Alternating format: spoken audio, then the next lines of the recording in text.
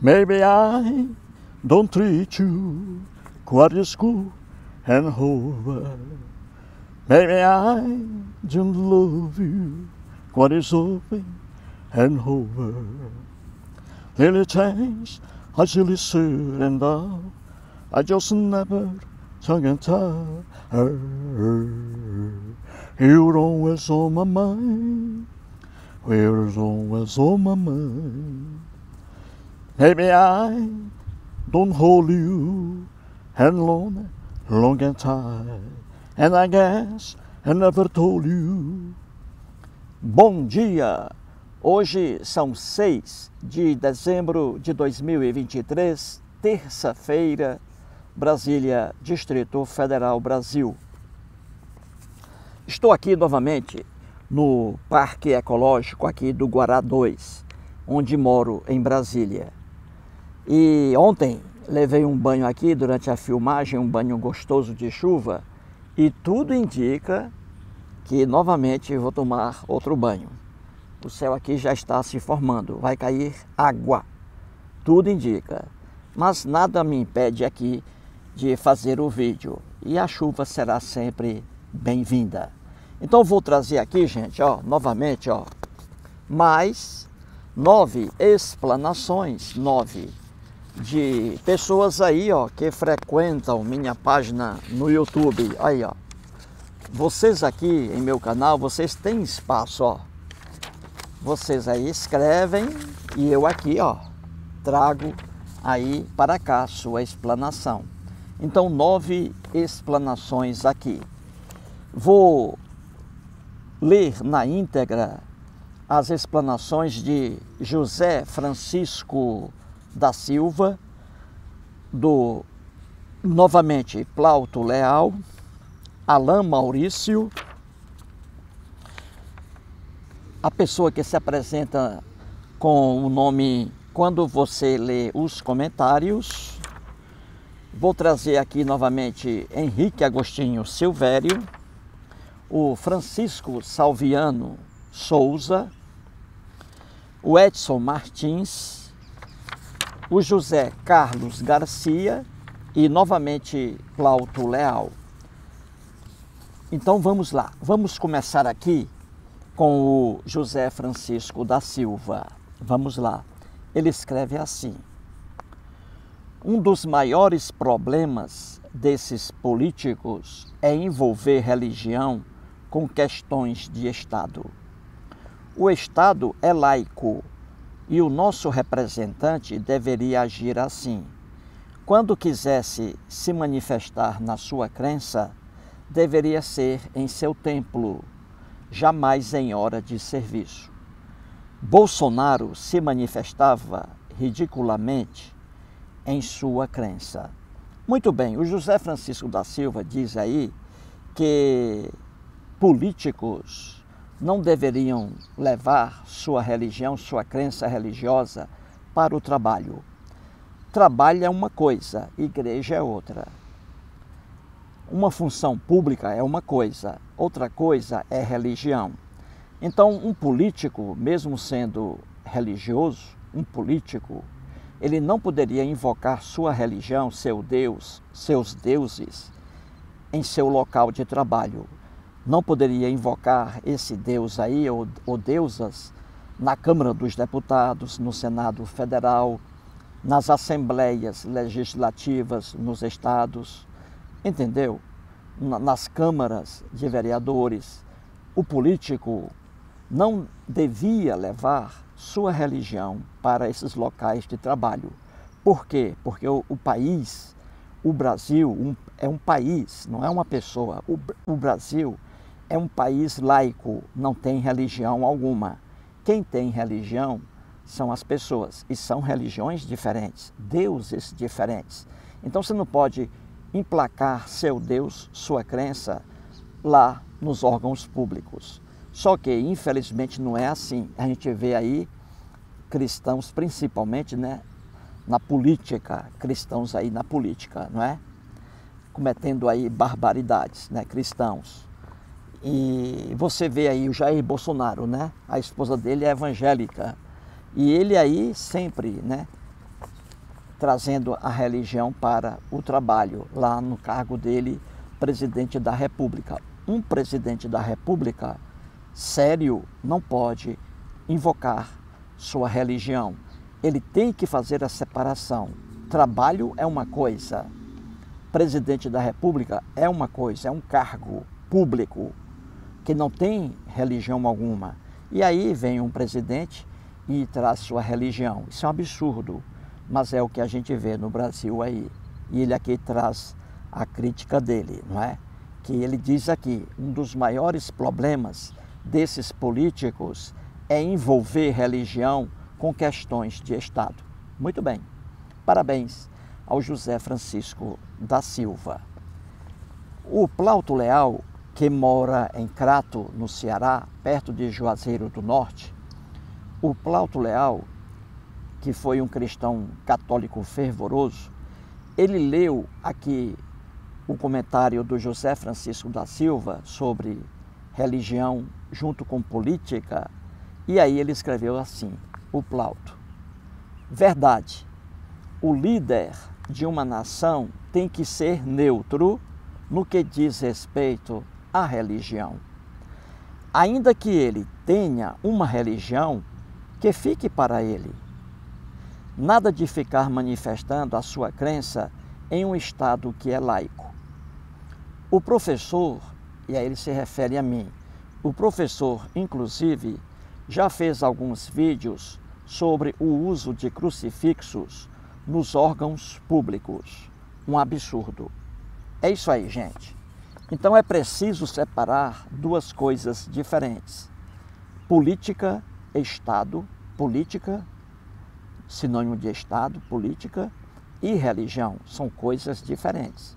O Brasil não é um país cristão. O Brasil não é um país muçulmano. O Brasil não é um país budista. O Brasil, de acordo com a Constituição da República Federativa, o Brasil é um país laico, não tem religião. Quem tem religião é o povo. E o povo aí brasileiro tem várias religiões, vários deuses. Então você não pode emplacar uma religião dentro de um órgão público. Então um político honesto, inteligente, mesmo sendo religioso, ele não pode levar sua religião para o órgão de trabalho. São coisas diferentes. E aqui diz o Plauto Leal que eu já fiz um vídeo sobre crucifixo. Sou contra crucifixos em órgãos públicos, porque crucifixo é apenas uma religião, a religião cristã. E a religião cristã não é a única religião dos brasileiros. Aqui no Brasil você tem cristianismo, islamismo, budismo e várias aí outras religiões. Então você não pode, um político cristão, levar o cristianismo para o órgão de trabalho. Não pode. Não devia fazer isso. Como também um político budista não pode levar o Buda para os órgãos públicos. Não pode. Eu sou contra crucifixo aí em órgãos públicos, né? Porque é apenas uma religião, o cristianismo. E no Brasil não existe só o cristianismo. Você tem budismo, espiritismo, islamismo, olha aí, né? E por aí vai. Então aqui, muito bem, parabéns aí ao Plauto Leal. Sobre crucifixo, eu sempre trabalhei em órgão público por meio de concurso público. Eu sempre sou ateu, né? Desde o útero de minha mãezinha, lá em Sobral. Então, sempre ateu e sempre eu propago isso por onde eu ando. Trabalhei em vários órgãos públicos aqui em Brasília. Sempre havia um crucifixo, sempre. Como isso não me diz respeito, eu nunca fiz crítica alguma a uma pessoa que colocou o crucifixo lá no órgão público. Não devia colocar, não é? Mas aí, para mim, tanto faz. Para mim, isso é indiferente, mas sou contra crucifixos em órgãos públicos. Mas deixe-me contar um caso aqui. Um amigo meu lá no tribunal trabalhava lá e havia um crucifixo. A chefe lá do serviço, a chefe, colocou um crucifixo lá. Ela, cristã, católica, colocou um crucifixo. o crucifixo, além do crucifixo, colocou a imagem de uma santa. E isso aí, havia lá um amigo meu também, né, evangélico, da Assembleia de Deus. E ele ficava invocando com a chefe, porque a chefe colocou um crucifixo e a imagem de uma santa. E o evangélico não aceita isso, né, não gosta disso, o evangélico. E aí o que aconteceu? E ele implicando com isso. Aí ele foi conversar comigo, né, sabe que eu sou ateu. Aí ele disse, Eustáquio, diga uma coisa, rapaz, isso é um absurdo, a chefe aí coloca um crucifixo e coloca também aí a imagem de uma santa na mesa dela aí, tudo, no órgão público, cara, como é que ela faz isso? Eu disse, rapaz, infelizmente é isso aí, cara, mas deixa, não liga pra isso não. E ele preocupado, você vê, né, ele preocupado, queria que ela tirasse o crucifixo e a imagem. Aí eu disse, rapaz, não mexe com isso não, rapaz. Deixa isso aí, cara, não liga para isso não, viva a sua vida. Eu dizendo para ele, né? Aí ele insistindo, né? Invocado com isso. Aí eu disse assim para ele, ó. Vamos fazer de uma forma inteligente? Já que você aí não concorda com o crucifixo lá da chefe e com a imagem da santa lá, já que você não concorda com isso, por que você não faz diferente? Aí eu disse a ele, faz o seguinte, compra uma imagem do Buda, o Buda gordinho, né? Você vê por aí imagens do Buda, né? Você compra uma imagem do Buda, bem assim, grande, aí traz um prego e coloca também na parede aí, perto do crucifixo, ó. eu dei essa ideia para ele, né? Ele disse, rapaz, eu vou fazer isso. Aí eu disse, eu vou comprar o Buda, aí eu comprei o Buda, a imagem do Buda. Aí peguei o prego, o martelo e disse, ó, tá aqui para você agora. Eu entreguei para ele lá no trabalho, ó. Aí ele foi, ele pegou o martelo e pregou a imagem do Buda perto do crucifixo. Quando a chefe viu aquilo, bicho, ela perguntou quem foi que colocou o Buda ali, ó. Aí ele disse, eu falei para ele, ó, bicho, eu vou te ajudar aí. Eu vou ajudar você, melhor dizendo. Mas aí você resolve com a chefe. Aí ele, com a chefe lá, né, ele disse, não, chefe, eu coloquei aí, ele dizendo, né, porque eu acho a imagem do Buda bonita. Olha o trovão aí, ó. Vou levar a chuva de novo, que bom. Aí ele dizendo, ó, eu coloquei aí o Buda porque eu acho a imagem do Buda bonita, né? Aí vai ficar aí, ó. A senhora acha bonito o crucifixo? Eu vou colocar o Buda aqui e na minha mesa também. Aí a chefe lá ficou com raiva dele, calou-se, e ela tirou o crucifixo e tirou também a imagem da santa da mesa dela. Aí ele tirou o Buda. Tudo resolvido, viu aí? Então é isso, se você trabalha em um órgão público e seu chefe aí coloca um crucifixo, faça a mesma coisa, meu amigo. Compre aí uma imagem do Buda e coloque na parede também, perto do crucifixo. Quando o seu chefe reclamar, você reclama também do crucifixo. Aí ele tira. Resolvido o problema. Certinho aí, gente? Muito bem. Vejamos agora mais uma explanação aqui do Alain Maurício. O Alain Maurício foi cristão evangélico durante muitos anos, hoje é ateu, mora em Camaçari, na Bahia, terra de indústrias petroquímicas, Camaçari. E ele mora com a mãezinha dele é evangélica. Então, vamos lá. Ele diz assim, o Alain Maurício. Boa tarde, grande Eustáquio. A Igreja Católica e suas maluquices. Além do limbo, a Igreja Católica também tinha um tal de purgatório, um lugar entre o céu e o inferno. Quanta imaginação! No outro vídeo, você falou que tenho muita paciência para assistir Cruzeiro e Goiás. Sim, sou paciente, mas o principal motivo de estar acompanhando o jogo é porque coloquei um dinheiro que o jogo teria no máximo 3 gols. E lucrei quase R$200. Ele ganhou R$200 aí no jogo Cruzeiro e Goiás. E ele continua. Hoje a minha mãe chega de viagem depois de 3 semanas.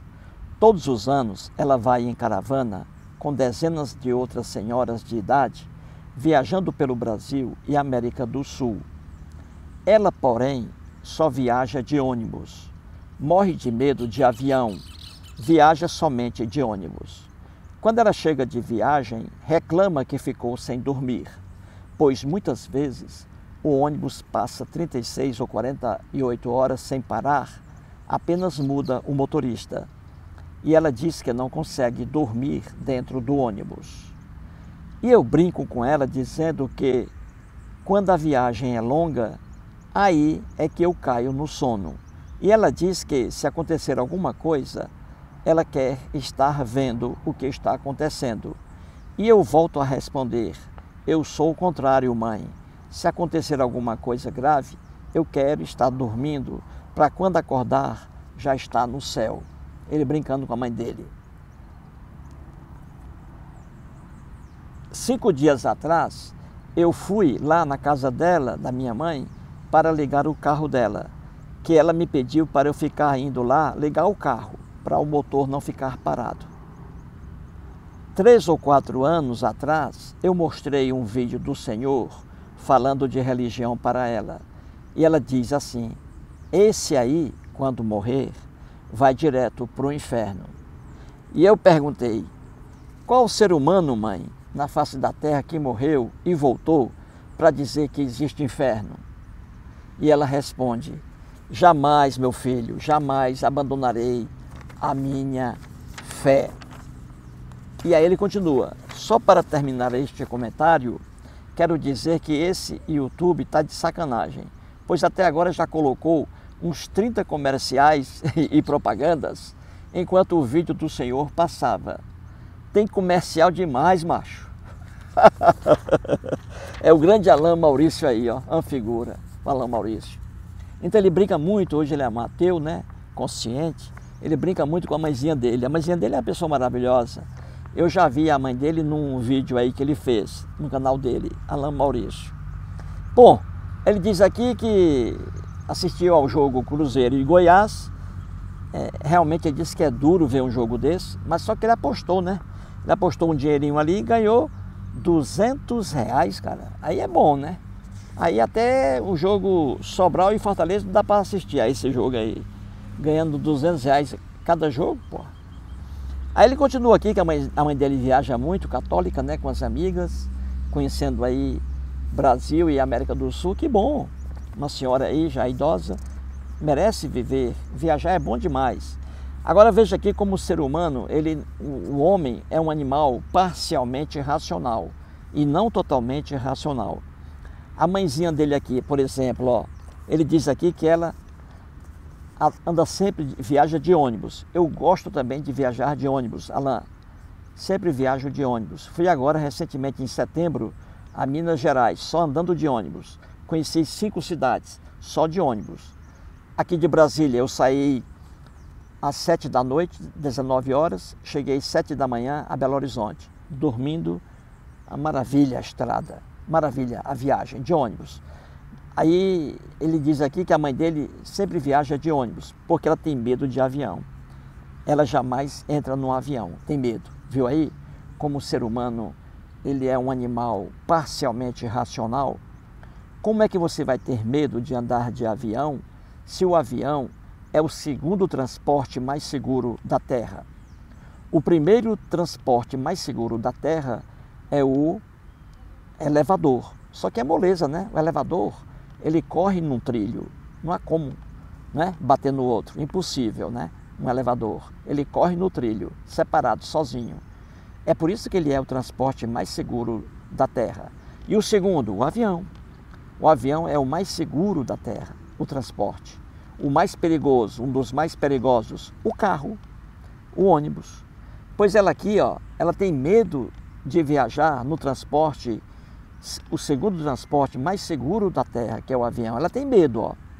Ela devia ter medo de viajar de ônibus, de carro, porque o risco de acidentes é muito maior. Então veja que o ser humano é um animal parcialmente e não totalmente racional. E outra coisa, a mãezinha dele, ó, acredita em Deus, na Bíblia. Viu aí como o ser humano é um animal parcialmente racional? Então é isso aí, ó. A mãe dele é uma maravilha de gente, eu gosto muito da mãe dele e só a conheço por meio de vídeo aí, ó. Então veja, então ele diz aqui, ó, que há 3 ou 4 anos ele mostrou um vídeo meu, falando de religião, mostrou para a mãezinha dele, né, que é católica. Ela assistiu ao meu vídeo e disse assim para ele: meu filho, esse cara aí, ó, cearense, ó, Eustáquio, esse cara aí, ó, quando morrer, já vai direto para o inferno. Ela disse a ele, ó, que eu já vou direto para o inferno quando eu morrer. E por que ela diz isso, que eu vou direto para o inferno quando morrer? É porque isso aí é a propaganda maior do cristianismo. Eu sempre digo aqui que o cristianismo nunca foi uma religião de amor. Sempre é atribuída a Jesus. Se você tirar o inferno do cristianismo, não existe mais cristianismo. Acabou-se. Quando você pega os 4 evangelhos, Mateus, Marcos, Lucas e João, que estão no Novo Testamento, e ali você pega todas as afirmações de Jesus. Jesus ali não é um ser humano, são vários.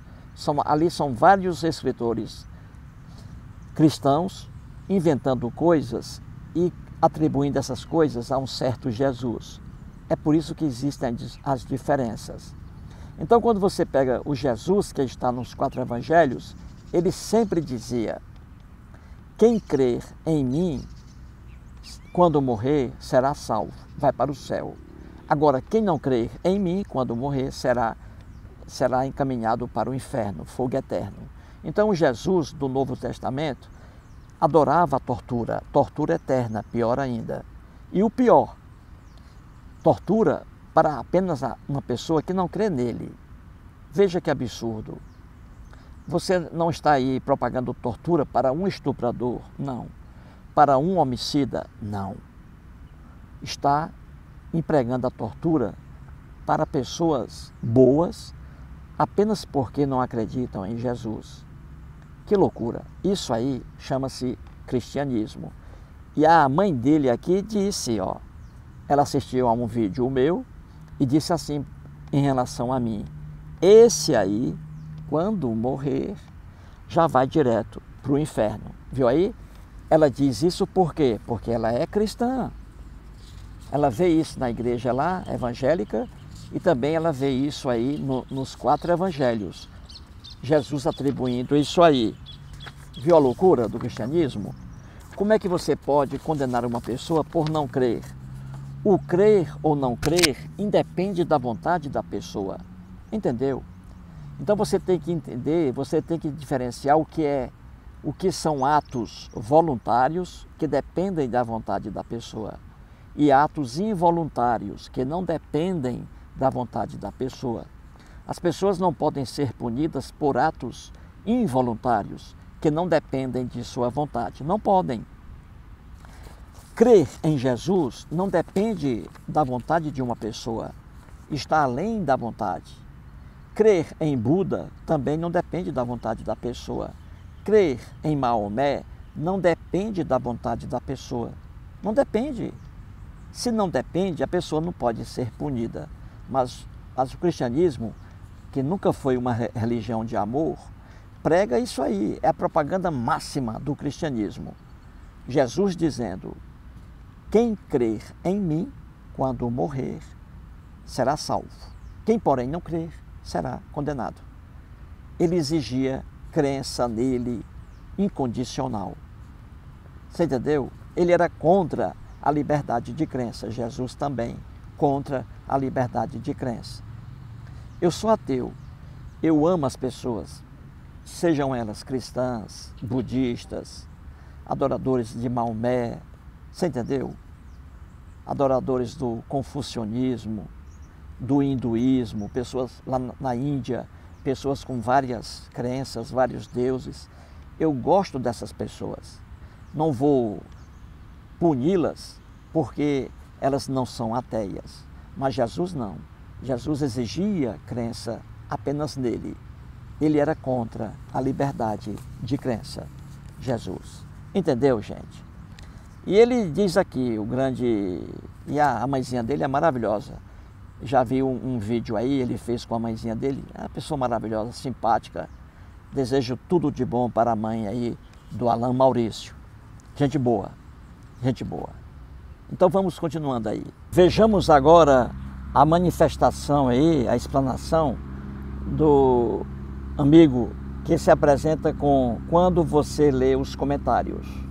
Ele escreve assim: contribuir financeiramente com uma igreja evangélica é o pior investimento que você pode fazer, pois não tem nenhum retorno, não tem benefícios e, se você precisar de dinheiro, o pastor apenas ora por você. Os problemas da igreja são resolvidos com o seu dinheiro e os seus com orações. Já ouvi um ex-pastor dizendo que um fiel contribuiu por 30 anos com uma igreja evangélica e pediu uma ajuda de 10 mil para custear uma cirurgia de seu neto. E o pastor disse que iria fazer uma corrente de oração para o menino se curar. O ex-pastor disse que nenhuma igreja liberaria dinheiro para ajudar fiéis mesmo. Se o fiel tivesse feito um seguro que cobre doenças, receberia mais que o necessário e ficaria mais barato do que contribuir com a igreja. E, diferente da igreja, tem retorno e muito mais benefícios. Trocando em miúdos, se você investir na previdência privada, ao invés de investir na igreja, você terá muito mais retorno e benefícios. Eis aí as palavras de quando você lê os comentários. O que ele diz aqui, gente, já é do conhecimento de todos, não é? Igreja é o melhor negócio da terra, é o melhor investimento, só que para os pastores, só para eles, para os que estão à frente da igreja. Então, a igreja aqui é uma fonte de renda. É como diz aquele ditado, né? Pequenas igrejas, grandes negócios. É o melhor negócio da terra. Igreja. Monte uma igreja, você vai ganhar muito dinheiro e não precisa dar nada em volta. É o melhor negócio que existe. Então ele diz aqui, no início ele diz assim, ó: contribuir financeiramente com uma igreja evangélica é o pior investimento que você pode fazer. Eu vou apenas fazer aqui um concerto. Ele diz aí, ó: contribuir financeiramente com uma igreja evangélica é o pior investimento que você pode fazer. Pior não, meu amigo. Não é o pior investimento. Não é investimento algum. Você contribuir com uma igreja evangélica não é o pior investimento. Na verdade, não é investimento algum. Você não investe dinheiro algum em igreja. Você não tem retorno. Então, igreja não é o pior investimento. Igreja não é investimento. É investimento para quem lá administra a igreja, dirige a igreja. Aqueles que tiram o dinheiro que é depositado nas contas bancárias da igreja. Aqueles que retiram o dinheiro, aí sim é investimento, igreja. Mas para quem dá o dinheiro à igreja, é a maior perdição. E ele diz aqui, muito bem, ele diz aí que um fiel de uma igreja aí, ó, evangélica, durante 30 anos, coitado, com dízimo, com ofertas e doações. Aí depois alguém lá da família dele, o neto dele adoeceu, o netinho dele, foi preciso aí uma cirurgia, porque os pastores oravam pelo neto dele. Como a oração não tem efeito, aí o neto precisou de uma cirurgia. E aí esse cidadão, que durante 30 anos pagava ali dízimo, ofertas, esse cidadão foi lá pedir uma ajuda para a cirurgia, apenas 10 mil reais. Em 30 anos ele deixou muito mais na igreja. E ele foi pedir à igreja 10 mil reais para ajudar na cirurgia do netinho dele. Ele recebeu um não do pastor. O pastor disse: meu amigo, dinheiro aqui não sai, só entra na igreja. É dinheiro de Deus. Então eu vou orar por seu neto. Aí o pastor orou. A igreja toda orou pelo netinho dele. E o netinho dele aí não conseguiu nada pela oração. Teve que fazer a cirurgia. Então, gente, igreja é para enganar você. é para enganar você, pegar seu dinheiro. E ela pega muito bem as evangélicas com mais fome do que a católica hoje. As igrejas evangélicas com mais fome por dinheiro do que as católicas hoje. Então, faturam dinheiro por meio de seu dízimo, ofertas e doações. Eu vou explicar aqui novamente, na linha aqui do que diz o grande, quando você lê os comentários. Veja aqui, vou explicar para que você entenda melhor. Suponha, meu amigo, que você aí receba por mês um salário mínimo. Seu salário é um salário mínimo. O salário mínimo hoje está R$ 1.320. Entenda bem, 1.320. Aí você, como é um evangélico, você dá todo mês para a igreja 10% de 1.320, que corresponde a R$ 132 todo mês na igreja. Você dá esse dinheiro. Então veja bem, você vai entender agora. Então você dá como dízimo fora as doações, hein? Ou fora as ofertas, porque doação você não tem condições. Você ganha um salário mínimo, né? Não tem patrimônio, regra geral, não é? Então você recebe 1.320, dá 10% à igreja, R$ 132, todo mês para a igreja. R$ 132. Muito bem. Você dá para a igreja. Agora vamos pegar esse dinheiro aí, R$ 132, que é o dízimo que você dá. Pegue esse dinheiro, R$ 132, e entre numa padaria, aí perto da sua casa. O que é que você vai levar da padaria, hein? Você vai deixar R$ 132 na padaria, mas vai levar muitas coisas, meu amigo. Você vai levar uma Coca-Cola, você vai levar uma torta custa R$ 50, mas a Coca, bota aí 56. Você vai levar vários pães de sal, você vai levar pães de queijo também, entendeu? Uma padaria, você com R$ 132, o mesmo dinheiro que você dá para a sua igreja todo mês. Na padaria, você vai levar pão de sal, pão de queijo, Coca-Cola, você vai levar uma torta e ainda sai com o jornal ainda do dia. Então você entra numa padaria com R$ 132, leva tudo isso, companheiro. O dinheiro que você deixou lá, existe uma contraprestação. Você deixou R$ 132 numa padaria, mas levou pães, Coca-Cola, pão de sal, pão de queijo, levou uma torta, viu aí? Ainda levou o jornal ainda. Muito bem, vamos pegar a mesma importância aí, R$ 132, que é o dízimo que você dá à igreja. Aí você pega R$ 132, você entra numa livraria. Com R$ 132, você deixa o dinheiro lá, na livraria. Você deixou R$ 132. Só que você leva o que, meu amigo? Você vai levar 4 livros. 4 bons livros você vai levar com esse dinheiro. Você deixou o dinheiro lá na livraria, mas levou livros contra a prestação. Então veja, padaria, você deixa o dinheiro, mas leva muitas coisas. Na livraria, você deixa o dinheiro e também leva muitas coisas. Suponhamos aí que você vá a uma agência de turismo. Você quer viajar, fazer uma viagem aí de navio. Navio não, porque essa importância não dá, não é? R$ 132. Mas suponhamos aí que você entre aí num restaurante. Lá no restaurante, você entra com fome. Você deixa lá no restaurante R$ 132 no restaurante. Deixou o dinheiro lá. Só que você levou em contraprestação, você almoçou, você tomou uma Coca-Cola e ainda saiu comendo uma cocada. Então veja, com R$ 132, entrando numa padaria, você leva várias coisas. Você entrando numa livraria, você leva várias coisas. Deixou o dinheiro, mas leva várias coisas. E você entrando num restaurante, você também almoçou, tomou Coca-Cola, ainda saiu com a cocada. Você deixou o dinheiro, mas em contraprestação, você almoçou no restaurante. E com esse dinheiro, R$ 132, quando você deixa numa igreja evangélica, o que você leva da igreja?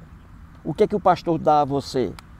Você deixou o dinheiro lá, entendeu? R$ 132. Mas o que é que você leva? É aí a verdade, que a igreja é o melhor negócio da terra, porque ela só recebe o dinheiro, só recebe doações e não dá nada para o fiel. Você entra numa igreja, entrega lá o dízimo, R$ 132, e você não leva nada, companheiro. Viu aí como a igreja é o melhor negócio que existe na terra? Você só recebe o dinheiro e não dá nada em volta. Existe negócio melhor que esse? Eu não conheço. Estou com 67 anos de idade. Não conheço negócio melhor que a igreja, não conheço. Porque se você monta uma livraria, você vai receber dinheiro, mas vai entregar alguma coisa para o cliente, um livro. Você monta um restaurante, você vai receber dinheiro do cliente, mas você tem que entregar o almoço para ele. Entendeu? Para onde você vai, você deixa dinheiro, mas leva alguma coisa. Igreja não.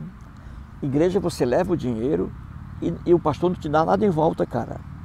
Você está deixando o dinheiro lá, você ganha 1.320, salário mínimo, e deixa o dinheiro lá, R$ 132. Deixou, perdeu o dinheiro. Você não leva nada da igreja, ela não te dá nada.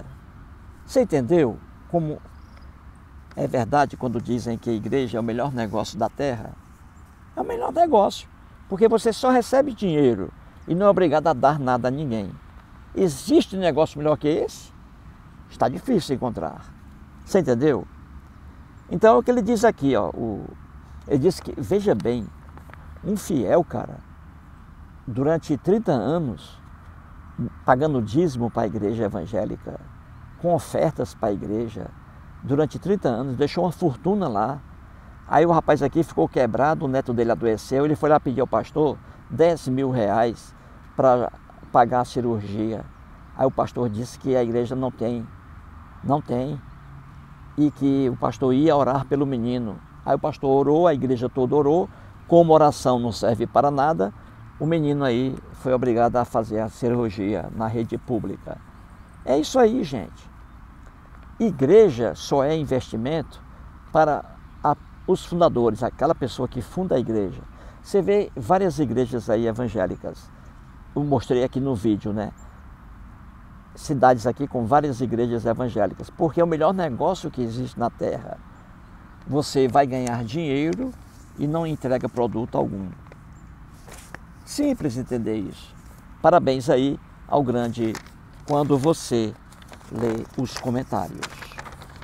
Vejamos agora aqui o grande Henrique Agostinho Silvério. O Henrique Agostinho Silvério, ele mora em São Bernardo do Campo. Está sempre escrevendo para cá, sempre. Ele adora escrever e escreve muito bem. Então vamos trazer aqui mais uma manifestação dele, não é? Professor aí em desenho. Ele fez um desenho aí, eu sempre mostro lá em casa, no apartamento, né? Ele desenhou aí eu e o Elvis Presley. Ele fez ali um desenho maravilhoso e mandou para mim. Não cobrou nada. Eu queria até mandar uma ajuda para ele, mas ele não manda a conta dele, não tem jeito. Então veja, esse rapaz aí, Henrique, ele é ateu. Se ele fosse pastor evangélico, eu estaria hoje com os bolsos vazios. Mas veja bem, então ele fez aí um desenho, Elvis, Aaron Presley e eu, né? Você conhece Elvis, né? Love me tender, love me sweet, never let me go. You have made my life complete, and I love you so. Love me tender, love me true, all my dreams fulfill. For my darling, I love you, and I love as well. Thank you very much. Vou ler aqui na íntegra a explanação do Henrique. Ele diz assim: vem chegando o Natal vem vindo. Este é o jingle da Coca-Cola para os festejos de fim de ano. Boa noite, professor Eustáquio. Também nesta época do ano, minha mãe cantava: eu não sei como o Papai Noel não se esquece de ninguém. Seja rico, seja pobre, o velhinho sempre vem. Mesmo já tendo contado para mim e para minha irmã que Papai Noel não existia. Foi apenas um ano que tivemos algumas dificuldades financeiras, além do previsto. E talvez meu pai não pudesse comprar os presentes de Papai Noel para nos dar. Então, assim, meio sem jeito, ela, minha mãezinha, veio nos contar sobre a inexistência de tal personagem. E como ela ficou surpresa quando dissemos que já sabíamos disto. Ela imediatamente quis saber quem nos contara que Papai Noel não existia e não existe. Para surpresa maior ainda, foi quando minha irmã disse: foi seu Sebastião. Foi seu Sebastião que disse para a gente que Papai Noel não existe. Vou esclarecer, professor. Seu Sebastião era um senhor negro, retinto, como se dizia antigamente, que nem sei se é algo preconceituoso ou não. Seu Sebastião estava sempre com terno, um chapelão na cabeça e trabalhava aqui em São Bernardo do Campo, em uma montadora de automóveis. Seu Sebastião era espírita kardecista e ele mesmo, sozinho, montou o seu centro Mesa Branca, entre aspas, na Alameda dos Nambiquaras, em Moema. Sozinho, aos finais de ano, ele comprava um monte de brinquedos de plástico, como bolas, bonecas, carrinhos e outros. Distribuía pedaços de bolos e guaraná caçulinha Antártica para as crianças pobres. Contudo, minha irmã e eu nunca vimos Papai Noel levar ou distribuir qualquer coisa naquele centro.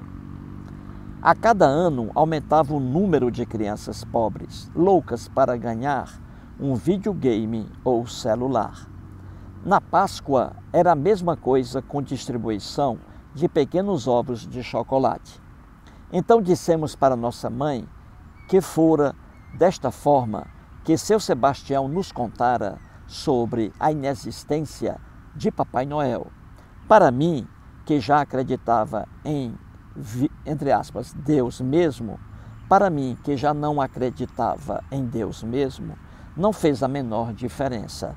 Porém, apesar do bonito papel social de seu Sebastião em levar alegria para as crianças, também era triste saber que ele contribuía na disseminação de crenças maléficas em fantasias. Eis aí as palavras de Henrique Agostinho Silvério. Ele diz aqui que passou uma infância pobre, mas não tão pobre quanto a minha, lá em Sobral. Eu não recebia nada, meu pai não tinha condições, não é? Não tinha condições, meu pai. Às vezes comprava um ônibusinho de plástico, aí eu amarrava num cordãozinho e puxava. Só que eu queria uma bicicleta. O vizinho recebia uma bicicleta, o pai rico. O vizinho ganhava lá um velocípede, aquele brinquedinho com 3 rodas. Era meu sonho. Mas meu pai não tinha condições, né, de comprar isso. Então veja, ele diz aí que Natal, realmente Natal é uma festa profundamente, olha, triste, né, Natal. Você vê aí milhões e milhões de crianças inocentes que não vão receber nenhum pirulito, são pobres. Já crianças ricas recebem aí os mais diferentes e caros brinquedos, né? As crianças ricas no Natal, como elas ficam mais felizes ainda, né? Já as criancinhas pobres nada recebem. Até a comida lhes é negada, as criancinhas pobres, né? E veja, Natal é uma festa religiosa, né? Cristã, mais uma ilusão aí do cristianismo. Então veja, ele aqui, família pobre, ele não recebia brinquedo também. Eu também, lá em Sobral, não recebia brinquedos lá em Natal, meu pai não tinha condições. E ele aqui disse que seu Sebastião era um homem espírita que ajudava muitas criancinhas nessa época de Natal. Ele comprava vários brinquedinhos baratinhos, né? Não importa. E ele dava esses brinquedinhos para crianças pobres. Ele era São Sebastião era um espírita kardecista na linha de Allan Kardec. Era uma pessoa boa, queria fazer alegria com as criancinhas, né? Ele aqui, ó, ele diz, né? Só que o Henrique e os irmãozinhos dele não recebiam isso aí, né? E ele disse que foi São Sebastião, ó, o próprio espírita kardecista, que disse que Papai Noel não existe. Mas é isso aí, gente. É isso aí. O Henrique sabia disso já criança e eu também, não é? Papai Noel algum existe, né? O ser humano, ele cria muitos personagens, né? Papai Noel, deuses, anjos, santos, santas, demônios, espíritos, né? Papai Noel, bicho-papão, saci-pererê, boitatá, mula sem cabeça. O ser humano, ele adora criar personagens que não existem. Adora. E você vê muito isso aí, né? No dia a dia. Então, Papai Noel aqui, ó, a gente nasce, como dizia o José Saramago, a gente nasce já alienado, não é? Por causa de nossa cultura, nossa família. Quando a pessoa nasce, se nasce numa cultura cristã, aí os pais vão dizer que Deus existe, que Deus protege, que Deus castiga. E a criancinha, coitada, vai acreditando nisso, que Papai Noel também existe, a criancinha vai acreditando nisso. Nada disso existe, Papai Noel, Deus, Jesus, nenhum ser espiritual, entre aspas, existe, que tem conhecimento sobre nós, que protege algum ou não protege outro. Deus algum existe. Tudo isso é criação do homem. O homem cria deuses conforme sua cultura. Deuses, demônios, anjos, duendes, tudo isso aí faz parte da fantasia humana. E aí está, né, o Henrique Agostinho aqui, ó, o grande Henrique, não recebia nada aqui, ó, no Natal. E eu também não, lá em Sobral. Família pobre, rapaz. Crianças ricas, e no Natal ficam mais felizes ainda. Elas pedem, entre aspas, a Papai Noel, né? Brinquedinho ali, caros. O pai é rico, compra. E a criança pobre? Até o alimento é negado à criança pobre. Essa é a grande verdade. Muito bem aí. Vejamos agora a explanação do Francisco Salviano Souza. Ele escreve assim, entre aspas: professor, de vez em quando eu vejo na lateral ou atrás dos carros uma frase que me chama a atenção. Um pássaro ali, lindo, rapaz, um tucano, ó. Um tucano, cara. Que lindo, cara. Um tucano, rapaz, o bico lindo. Então ele escreve assim, o Francisco Salviano: professor, de vez em quando eu vejo na lateral ou atrás dos carros uma frase que me chama a atenção.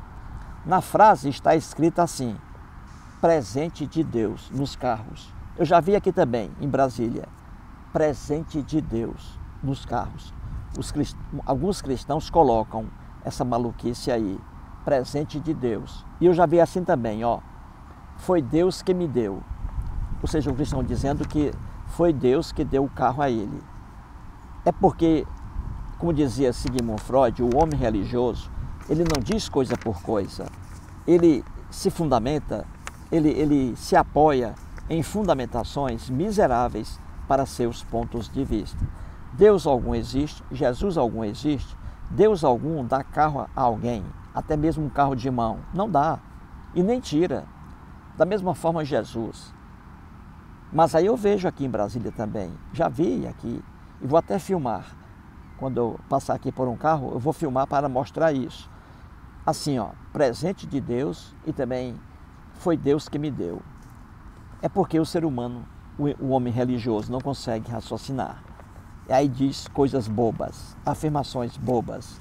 E é disso aqui que está tratando Francisco Salviano. E ele continua: professor, como pode? Olha aí, ó. Olha, veja a irritação dele, ó. Como pode uma pessoa que tem um cérebro, como é possível um ser humano que tem uma consciência se contentar com fundamentações tão miseráveis? Ele traz aqui a frase de Freud, ó. E ele continua: um cidadão compra um carro, veja bem, em 60 prestações, financiado, gente. Essa pessoa se mata para pagar as prestações. E é verdade. A gente vê aí muitas pessoas comprando carros financiados, né? Para pagar em 6 anos, 5 anos. Aí pagar 2 carros, por causa dos juros. E ainda disse que foi Deus que deu o carro para ele, que é um presente de Jesus. E ele diz, ó, um cidadão compra um carro em 60 prestações. Essa pessoa se mata para pagar as prestações. Fica 5 anos sofrendo, se preocupando para arcar com aquele compromisso. É verdade. E aí vai e atribui isso a um Deus? Olha aí. Sinceramente, professor, é demais para mim. Viu aí, gente? Viu aí, gente? O que o Francisco Salviano Souza diz aqui, gente, não há como você contestar. Ele fica abismado aqui quando vê um cristão que coloca no carro um presente de Deus. Foi Jesus que me deu, propriedade de Jesus. É muita loucura, gente. É como dizia o Freud, o homem religioso, a fé religiosa conduz o homem a um estado semelhante, parecido com a demência. O homem religioso, ele não diz coisa por coisa. Como é que uma pessoa que compra um carro com muita dificuldade vai dizer que o carro foi um presente de Deus, de Jesus? Se é a pessoa que está pagando, se a pessoa não tivesse condições de pagar, não teria o carro.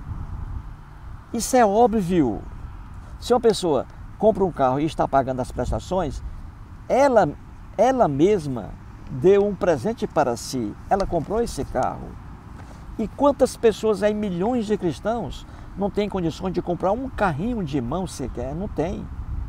Pessoas aí, cristãs, pobres, querendo comprar um carrinho velho para poder ganhar um dinheirinho, fazer um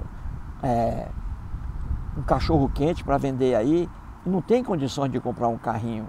Já um milionário aí, cristão, compra um carro elétrico, 300 mil, e diz que foi Jesus que deu para ele, e que Jesus nega para milhões de cristãos. Gente, o homem religioso, ele apanha, ele está num mundo completamente irracional. Ele não consegue raciocinar. Se eu compro um carro, eu tenho um carro, eu comprei o carro graças ao meu trabalho, graças ao meu salário, eu tenho um carro.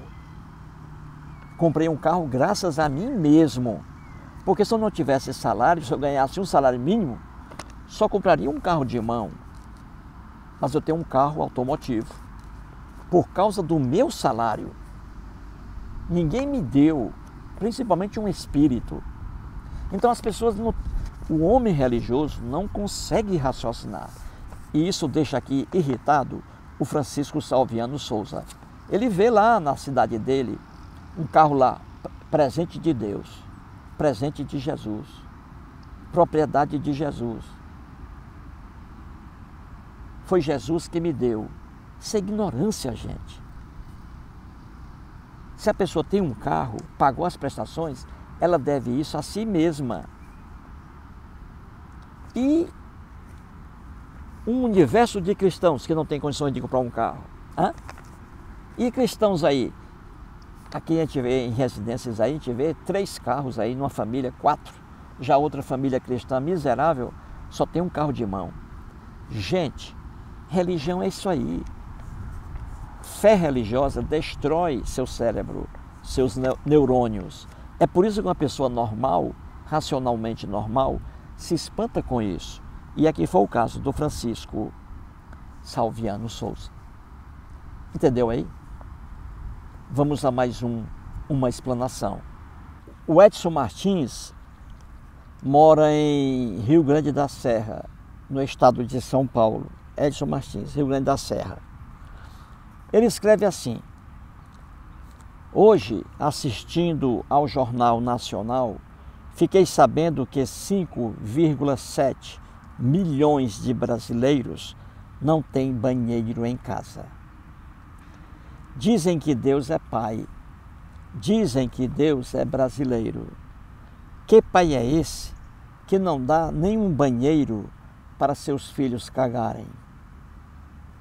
Isso é profundo, gente. Isso é profundo. Vem do intestino grosso. Vou repetir aqui o recado do Edson Martins. Hoje, assistindo ao Jornal Nacional, fiquei sabendo que 5,7 milhões de brasileiros não têm banheiro em casa. Dizem que Deus é pai. Dizem que Deus é brasileiro. Que pai é esse que não dá nenhum banheiro para seus filhos cagarem? Gente, isso aqui é triste. Eu sempre assisto ao Jornal Nacional, mas ontem eu não assisti, porque eu tive que dar uma saída na hora, né? Começa às 20h30, depois daquela novela porcaria lá. Não vi o jornal, mas o Edson Martins aqui assistiu a reportagem, com certeza sobre saneamento básico. Desde que eu me entendo por gente, é assim no Brasil, gente. Veja, hoje 5,7 milhões de brasileiros sem saneamento básico, famílias brasileiras. E na quase totalidade aí, famílias cristãs que estão mijando e cagando todos os dias, tomando água todos os dias, morando, gente, sem banheiro, sem saneamento básico, e aí sem banheiro, sem água potável, morando aí morando ali ao lado de esgoto a céu aberto. Quase 6 milhões de brasileiros vivendo assim. São 6 milhões de eleitores. Os eleitores aí, 6 milhões de eleitores brasileiros sem água potável para beber, sem banheiro em casa, morando ao lado de esgoto. 6 milhões, veja aí, de eleitores. Já os políticos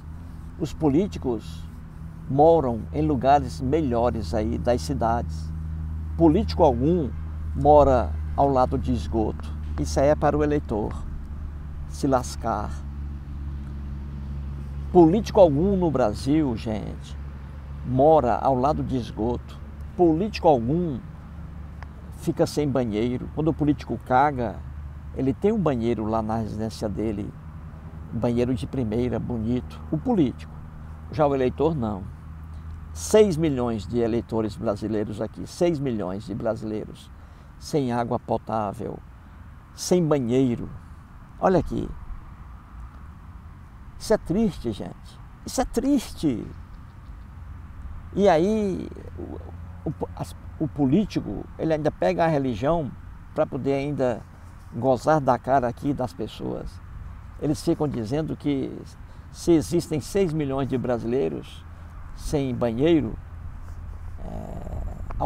morando ao lado de esgoto, se eles dizem isso, eles pregam, os políticos, que isso aí é porque o homem é pecador. Só que o político também é pecador. E esse pilantra mora em luxo. Aí ele engana a pessoa pobre.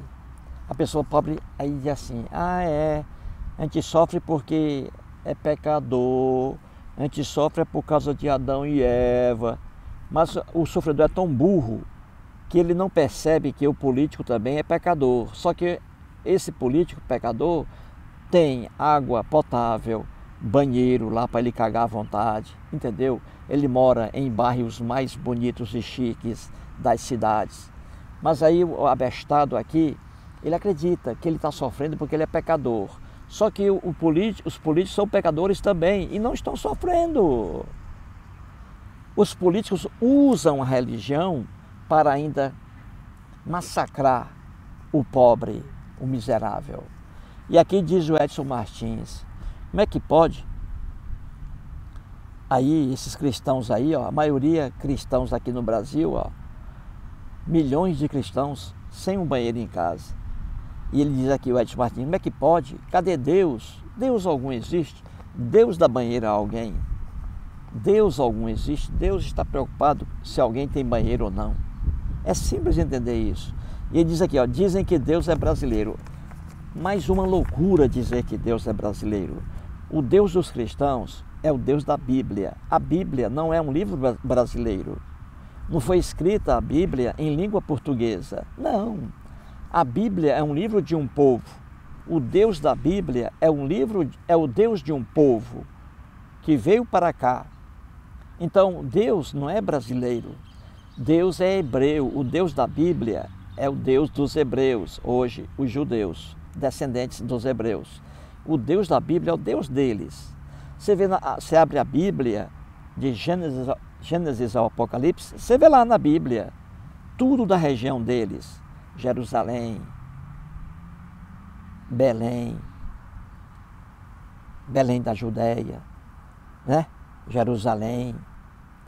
Tudo que está na Bíblia é da região deles, provando que a Bíblia não é um livro brasileiro.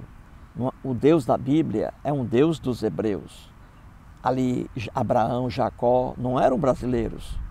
Então, o Deus da Bíblia nunca foi brasileiro. Muitos políticos dizem isso aí para enganar os abestados. Dizem que Deus é brasileiro. Não, Deus algum aí é brasileiro. O Deus da Bíblia é dos hebreus, dos judeus. E tudo está lá. Rio Nilo. O Rio Nilo não corre no Brasil, é em outra região, não é nosso. E está na Bíblia, Rio Nilo. Ou não está? Hã? Está, ué. Não é? Você tem lá no Iraque, né? Os dois rios lá, Eufrates e Rio Tigre. Eufrates e Tigre, na Bíblia.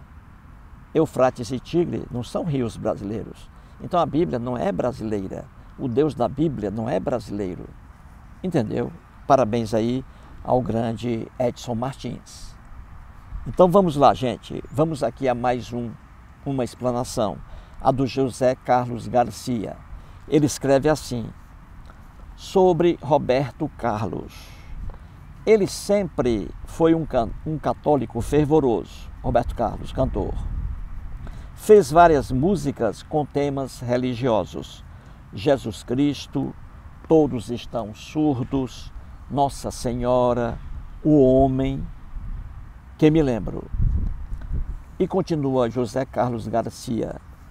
Teve muito sucesso. Sou seu fã, mas teve uma vida bem trágica, Roberto Carlos. Perdeu parte da perna num acidente de trem, quando criança, em Cachoeiro de Itapemirim. Teve um filho com problemas visuais. Tentou vários tratamentos, inclusive nos Estados Unidos. Tentou curas espirituais, fez promessas. Foi a vários santuários buscando a cura do filho, mas ele acabou cego total e morreu recentemente. Continua o José Carlos, sobre o Roberto Carlos. A primeira mulher de Roberto Carlos morreu de câncer. E a última mulher, Maria Rita, também passou anos tratando o câncer. Também foi a santuários, mas acabou sendo vítima dessa doença. Tanta devoção a Deus, Jesus e Nossa Senhora, que ele tanto homenageou, nada fizeram para ajudá-lo. Imagino quantas orações foram feitas, e todas em vão. José Carlos Garcia, Guarulhos, São Paulo. Muito bem, parabéns aí à belíssima explanação de José Carlos Garcia. Vamos lá. O José Carlos Garcia, gente, o que ele diz sobre Roberto Carlos é a mais pura verdade. Roberto Carlos casou-se com 2 mulheres. Teve 3 mulheres na vida dele. 3. Vai chover agora de novo, ó. Vou levar outro banho aqui. Mas é bom, é maravilhoso. Então vamos lá. Vou pegar aqui outro banho, ó. Preparar aqui a mala logo. Ô, chuvinha boa de novo, ó. Vamos lá. Antes que a folha aqui, né, se deteriore. O que ele diz sobre Roberto Carlos é a mais pura verdade. Roberto Carlos teve 3 mulheres. 3. Anice, a atriz, aquela atriz, é o nome dela agora, esqueci aqui a atriz. uma atriz aí, ele viveu 10 anos com a atriz e teve por último a Maria Rita. Então veja, a primeira mulher de Roberto, Anice, morreu de câncer. Ele diz aqui, ó, a primeira mulher, e a Maria Rita também. A atriz não, a atriz está viva ainda hoje. Mas veja, as duas mulheres aí na vida de Roberto Carlos. A primeira, Anice, e a terceira, Maria Rita. A última mulher dele, Maria Rita, por quem ele tinha um grande amor. Então veja, morreram de câncer as duas. E Roberto Carlos, um homem católico fervoroso. Roberto Carlos, católico fervoroso. Em todos os shows dele, ele canta a música Jesus Cristo. Termina os shows cantando Jesus Cristo, Jesus Cristo. Todos os shows dele. Roberto é um homem que sempre está nas igrejas católicas, orando. Foi à Aparecida do Norte várias vezes, em busca de cura para Maria Rita. Roberto, ele abre o Novo Testamento, vê lá em Mateus capítulo 21, versículo 22, Jesus dizendo assim: tudo o que pedirdes em oração, crendo, o recebereis. Então o Robertão, gente boa, acreditava nisso, acredita nessa palavra atribuída a Jesus. E aí ele pedia em orações, né? Só que nada. O filho dele, o Segundinho, nasceu praticamente cego. Ele diz aqui, José Carlos Garcia, está correto também. O filho de Roberto Carlos nasceu praticamente cego, Segundinho. Ele levou esse menino para todos os cantos da terra, para os grandes oftalmologistas, e nada. O menino ficou cego e morreu agora recentemente. Ficou totalmente cego. Roberto Carlos levou esse menino lá para Aparecida do Norte, pedindo a Nossa Senhora a recuperação da visão do filho dele. Nossa Senhora nada. Nada fez pelo filho de Roberto Carlos. Gente, isso aqui é uma verdade absoluta, gente. É verdade. Roberto Carlos também tinha uma grande amizade com o espírita Chico Xavier. Levou o menino lá. O Chico Xavier disse a Roberto Carlos que o filho dele voltaria a ter a visão totalmente normal. Não aconteceu. O menino piorou e terminou agora. Ele era cego, totalmente cego, o filho de Roberto. Apesar de tudo, gente, orações, Chico Xavier, nada resolveu a situação do menino. Ele, antes de morrer, ele estava tocando em um conjunto que trabalhava aí com as músicas do próprio pai dele, de Roberto Carlos. Então o Roberto Carlos fez tudo isso, gente. E também lá em Cachoeiro de Itapemirim, ele ali perdeu um pedaço de uma perna. O trem pegou o Robertão ali, criança ainda lá em Cachoeiro de Itapemirim.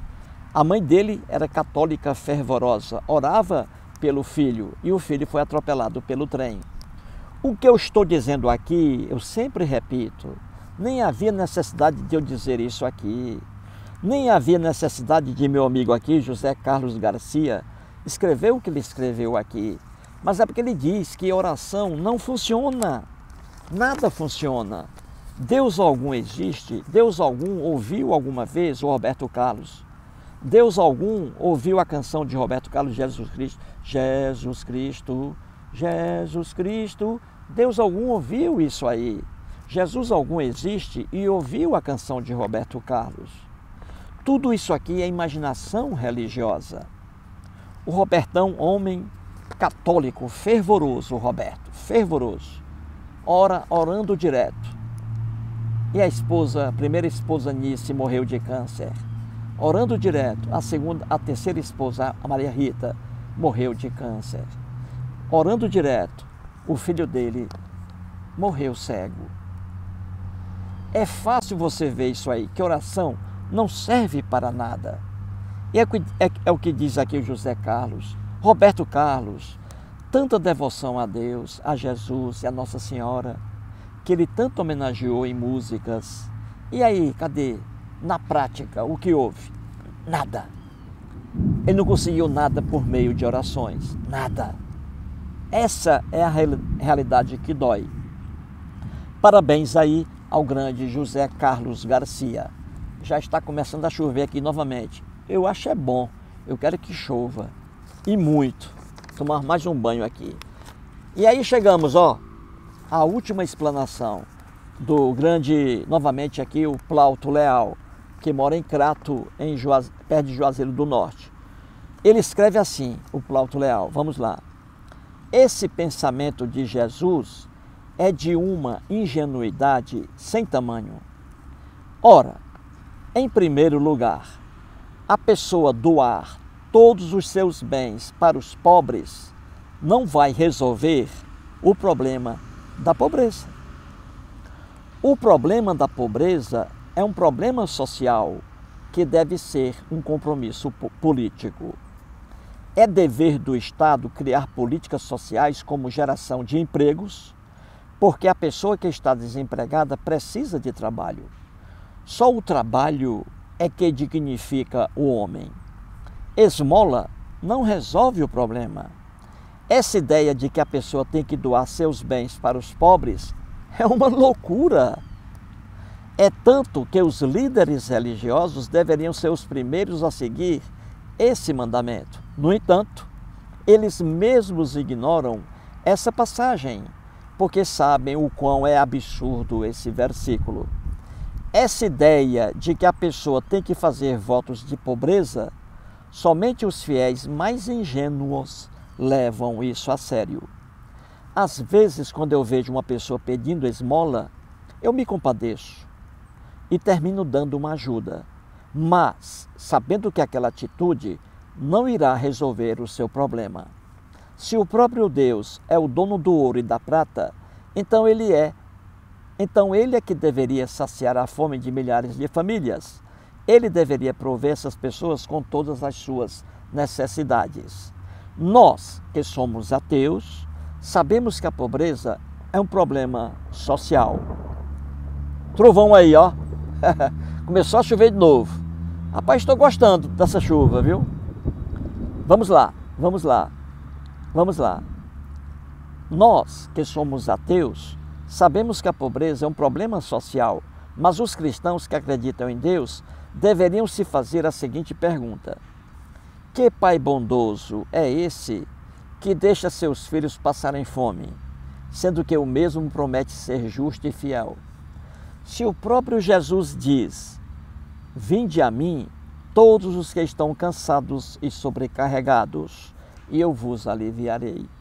A pergunta é: cadê esse alívio? E aí, entre aspas, o Senhor é o meu pastor e nada me faltará. Aí ele continua: quantas pessoas nesse momento não têm sequer um biscoito miserável, até mesmo um creme crack Fortaleza, para enganar a fome? Ele diz: é complicado. Olha aí, gente. Parabéns aí, a mais uma vez, ao grande Plauto Leal. Ele está se referindo aqui ao vídeo de ontem, aquela passagem boba do encontro de Jesus com o jovem rico, não é? E ali Jesus diz que o jovem rico pergunta a ele, né, a Jesus, o texto é muito ingênuo, muita ingenuidade e visões errôneas de vida. O jovem rico se encontra com Deus lá, mostrei isso ontem, né? Está nos evangelhos de Mateus, Marcos e Lucas, não está no evangelho de João. Aí o jovem rico pergunta: mestre, o que eu posso fazer de bom para ganhar a vida eterna? Não existe vida eterna, morreu, acabou-se. Aí Jesus responde a ele: você deve guardar os mandamentos, você deve honrar pai e mãe, e você deve amar seu próximo como a si mesmo. Aí a lenda é tão boba que o jovem rico disse para ele: mestre, isso aí eu já venho fazendo. Isso aí, meu amigo, eu já venho fazendo. Mas falta alguma coisa? O cara que fez esse texto fez assim para isso mesmo. Aí Jesus diz: sim, falta alguma coisa. Olha aí, chovendo aí, gente, molhando de novo, olha que maravilha. Chove, chuva, amo você, chuva. Aí, veja, aí Jesus diz para ele, ó: vai, veja aí, ó, você deve ir vender todos os seus bens, vender seu patrimônio, pegar o dinheiro e passar para os pobres. Pronto. Aí você vem e segue-me. É isso que você tem que fazer.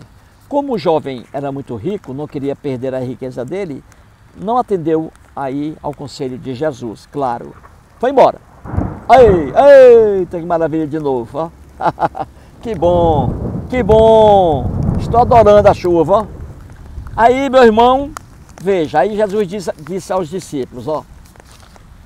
É mais fácil passar um camelo pelo fundo de uma agulha do que entrar um rico no reino dos céus. Então essa besteira aí, já expliquei isso aqui no vídeo anterior, né? Ô, chuva boa, aí de novo.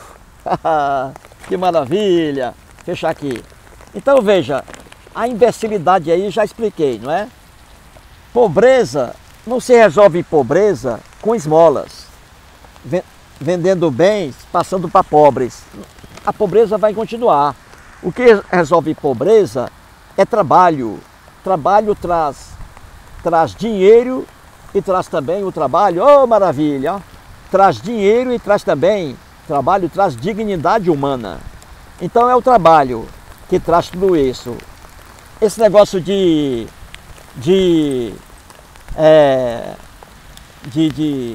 esmola só perpetua a pobreza, não serve para nada. E Jesus diz aí que o jovem rico devia seguir os mandamentos. Nenhum personagem bíblico seguiu os mandamentos, nenhum. Só conversa fiada. E o honrar pai e mãe, Jesus também não honrava os pais o pai e a mãe dele e também dava conselhos errados. Olha aí a chuva. Jesus sempre dizia que se um filho abandonar pai e mãe em nome dele, quando morrer vai ganhar o dobro. Olha aí, Jesus incentivando a desunião familiar. Jesus aí incentivando a separação familiar. Se um filho deixar pai e mãe, se um esposo deixar a esposa e os filhos em nome de Jesus, quando morrer, vai ganhar a vida eterna. Então Jesus aí pregando a separação familiar e não a união familiar. Entendeu, gente? Olha que maravilha, chuva, olha aí, ó. Então vou terminar aqui, gente, ó. Se você quiser saber mais coisas aí sobre o jovem rico, veja o vídeo aí de ontem. É isso aí, obrigado a todos. 9 aí explanações. E espero aí, gente, que vocês escrevam sempre, sempre, porque trarei para cá seus comentários. Vou terminar com o grande Elvis Presley cantando It's Now Never. It's now or never. Come home, child. Kiss me, my darling. Midnight tonight. Tomorrow will be too late. It's now or never. My love won't wait. It's now or never. Come home, child. Kiss me, my darling. Midnight tonight. Tomorrow will be too late. It's now or never. My love won't wait. É isso aí, gente. Um abraço e até a próxima. Valeu!